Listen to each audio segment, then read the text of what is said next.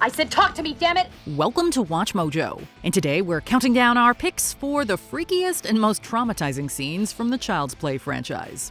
And now it's time to play. Number 20. Charles transfers his soul. Child's Play. Give it up, Ray! It's over!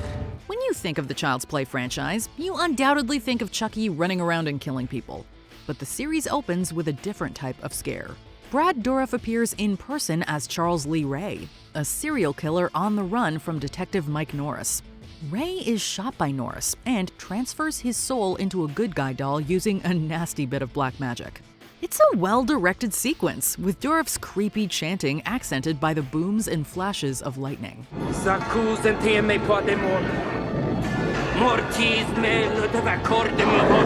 The scene sets a suitably moody atmosphere and gives a quick, easy reason for the living doll. It's a great intro to a great series.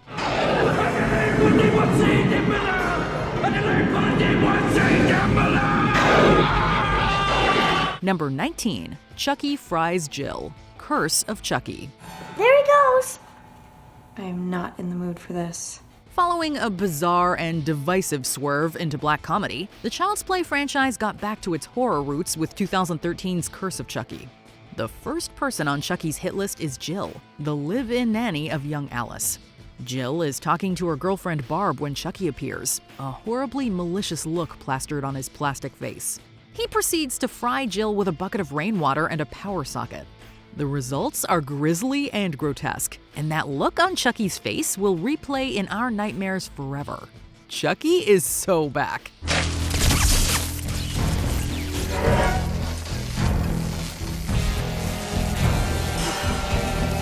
Number 18. Warren becomes Pinhead. Bride of Chucky. Ugh.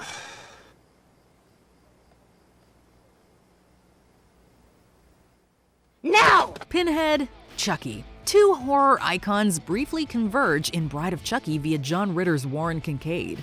Warren becomes another victim of Chucky and Tiffany, with the former sending a ton of nails into the police chief's face.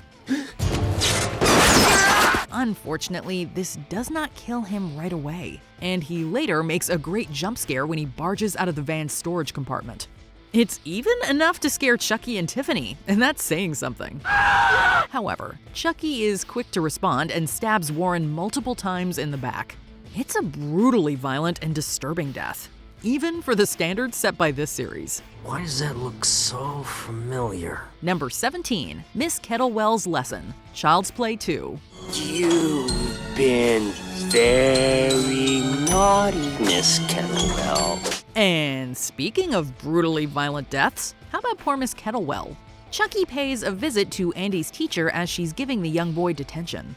Popping out of the storage closet, Chucky stabs Kettlewell with an air pump and proceeds to beat her to death with a meter stick. It's certainly not the way we'd want to go, and the horrific death is depicted through some great direction. The puppeteering on Chucky is fantastic, especially as he approaches Kettlewell with the meter stick. And the creepy music adds a frightening dimension to the sequence. Andy, what's this all about? Chucky followed me to school. He tried to get me again, so I ran home. Number 16. Andy and Chucky. Cult of Chucky. Curse of Chucky ends with a great bit of fan service, with Alex Vincent reappearing as Andy after 23 years. Play with this. While that was just a quick cameo, his story continues in Cult of Chucky, with Andy being rather unkind to his old tormentor. Well, do you blame him? Andy is keeping Chucky's disfigured head in a safe, and he brings it out on occasion to tease the living doll. The whole sequence is rather troubling, with Chucky's gaping head wound proving horribly disgusting. Face it, Andy. I'm all you got. But, however disgusting it is, it's still a great piece of practical effects work. The scene also packs a great jump scare, with Chucky lunging at Andy after taking a hit from his joint. Guess it's just me and you again tonight, pal. Number 15. Chucky visits the hospital. Child's Play. Help me! He's coming to kill me! The first Child's Play is very effective at blending tension with the typical slasher thrills, and that is exemplified by the great hospital sequence. But Dr. Chucky's here, and he's going to kill me! Andy is taken to a psychiatric hospital, which is an effective story beat that keeps the young boy trapped in place. The movie mines a great deal of tension from the scenario, as Andy watches Chucky approach while remaining completely powerless to stop him. The killer doll later breaks in and chases Andy throughout the hospital. It's a great cat and mouse sequence that's aided by some eerie visuals, a spooky score, and naturally, a great jump scare.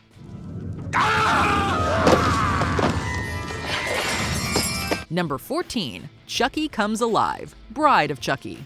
Hi, I'm Chucky. Wanna play? The hell'd you get this thing? Got it from the cops. It's the actual doll from those murders. I stitched them together. You gotta be kidding me. This movie introduces Tiffany Valentine, the titular bride of Chucky who aids her lover in his quest for blood.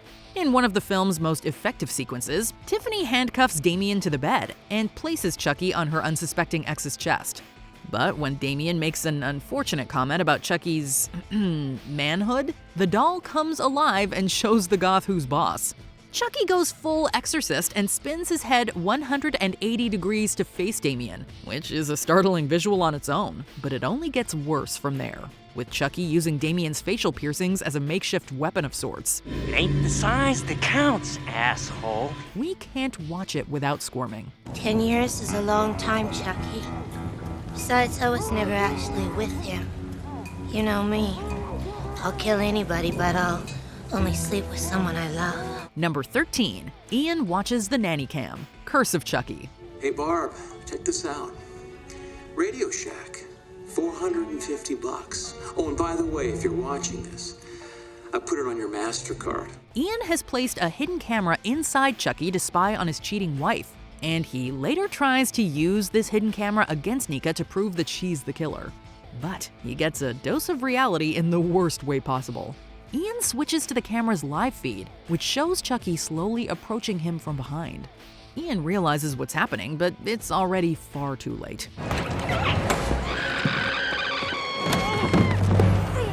It's a fun scene filled with effective tension, and the camera gimmick helps make this one of the most creative death scenes in the franchise. Say hi to the little woman for me. Number 12, Acid to the Face, Seed of Chucky. Jesus Christ. This installment goes into full-on camp territory, and what better way to celebrate than a cameo by John Waters? Waters is a famous director responsible for some of the most beloved camp, including Pink Flamingos, the first in his infamous Trash trilogy. Waters plays Pete Peters, a paparazzo who meets a very nasty and rather gooey fate. Paparazzi scumbag. Glenn tries to warn Pete about Chucky's impending attack, but the doll scares the photographer and he bumps into a rack holding sulfuric acid. The acid then falls off the rack straight onto Pete's head, melting half of his face. It's one of the series' nastiest visual effects, and we're forced to watch the melting process in all its hideous detail. Boy! No, I didn't. And I thought you weren't ready, kid. Number 11, Stalking Maggie, Child's Play. Karen? Yeah. Who else would it be? Is something wrong? No. Everything's fine. Much like the hospital sequence, Maggie's death is full of slow and unbearable tension. She is Chucky's first victim, and her death is drawn out to an almost painful but still wickedly entertaining degree. Maggie becomes paranoid and slowly makes her way through the apartment, having heard a series of strange noises. Meanwhile, we're given some beautiful point-of-view shots as Chucky stalks her and prepares for the killing. It's a highly effective sequence, utilizing silence, creative camera angles, and relaxed pacing to build tension. And when the violence does come, it comes hard and it comes loud. What a way to start Chucky's body count. What's wrong? Where's Maggie? She had an accident. Number 10, Waterbed, Bride of Chucky. Dolls have to get creative with their kills. After two con artists steal Jesse and Jade's money, Chucky and Tiffany follow them back to their hotel room and watch them getting busy on a waterbed. Their glimpse of Tiffany in the ceiling mirror comes too late. Using a champagne bottle, Tiffany shatters the mirror, and all the couple can do is scream as they're showered in glass. I love you. This method of death was so unique and so impactful that director Don Mancini decided to recreate it for Cult of Chucky. only with much more graphic results. Number 9. Doll's Eyes, Child's Play 2. Of all the ways we want to go, having doll eyes stabbed into our face is probably near the bottom of the list. In the climax of Child's Play 2, a factory technician investigates broken machinery, crawling right beneath the mechanism that attaches the doll's eyes. Director John Lafayette expertly builds tension as Chucky creeps closer and closer. Subverting expectations, however, the technician emerges with a satisfied smile, only to have Chucky slice his face and send him back beneath the mechanism he just activated. The image of the dead technician with doll eyes is pure nightmare fuel. Number 8. Madeline's Mouth, Cult of Chucky. Cult of Chucky is far gorier than its predecessors, a fact that's clearly evident in Madeline's utterly disgusting death scene. When her good guy doll returns from the grave, the guilt-ridden Madeline allows it to kill her. Promising that it will hurt, the doll proceeds to stick its entire freaking arm down her throat. It then pulls out something from her mouth and looks at it with pure elation. It is a horribly grotesque death, and the eerie music, combined with the doll's terrifying facial expressions, make this an incredibly dark and unsettling sequence. And just when you thought the franchise had veered too far into comedy. Number 7. Haircut, Child's Play 3. Child's Play 3 is often considered the worst movie of the series, but it does have its fair share of spooky scenes. Kiss it goodbye. Case in point, the famous barbershop sequence where the military barber decides to give Chucky a haircut. Why? We have no idea, but just go with it. Character motivations aside, it is a tense sequence, especially as the camera slowly pans to Chucky's deceptively still face while the music gradually builds. Presto. You're dead. Then he slits the barber's throat, cracks a silly one-liner, and laughs that brilliant Chucky laugh. It's all a little silly, but it's easily the most unique scene in Child's Play 3. Number 6. Alice Meets Chucky, Curse of Chucky. Curse of Chucky helped bring the franchise back to its horror roots after the wacky seed of Chucky, and this change of tone was evident from the start. After young Alice senses something behind the shower curtain, she slowly approaches before pulling the curtain back and unveiling the freakiest Chucky we've ever seen. What's your name? There's something horribly disturbing about Chucky's expression of false innocence, with his bulging manic eyes and fixed smile. Alice, at least, is fooled and delighted, until the doll suddenly reaches for her. Welcome back, Chucky. We missed you. Number 5. Chucky's Disfigured Face, Child's Play 3. We love seeing the sadistic doll get beaten up, and Child's Play 3 features what's easily the most twisted Chucky injury. Yeah! You're mine now, Tyler. Just when Chucky is about to kill Tyler, an animatronic scythe swings down and slices half of Chucky's face off.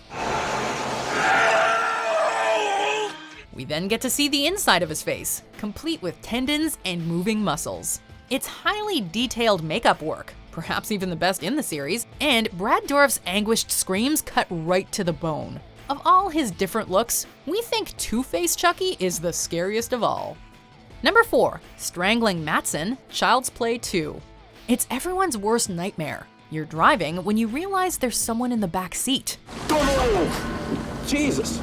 Oh, and that someone is a murderous possessed doll. Child's Play 2 started off with a bang, with Chucky pulling a gun on PlayPal's executive Matson. Please leave me alone. Please.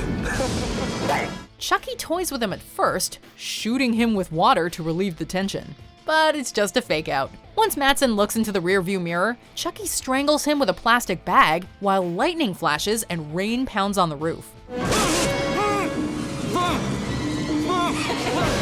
Just goes to show, slasher scenes don't always need blood and gore to be terrifying. Number 3.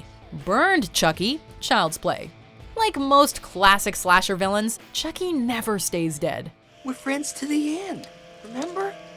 This is the end, friend. The end of Child's Play is a relentless gauntlet of hope and despair, as Chucky seems to die over and over again, only to come back meaner and stronger than ever before. The first false death comes when Andy burns Chucky in the fireplace. Everything seems well and good until Andy is tripped by a horribly burnt Chucky. who stalks towards him holding a knife. Hello, Andy. It's arguably the most haunting shot of the series, with Chucky's melted face the stuff of nightmares. Number 2. Discovering Chucky's Scars. Curse of Chucky.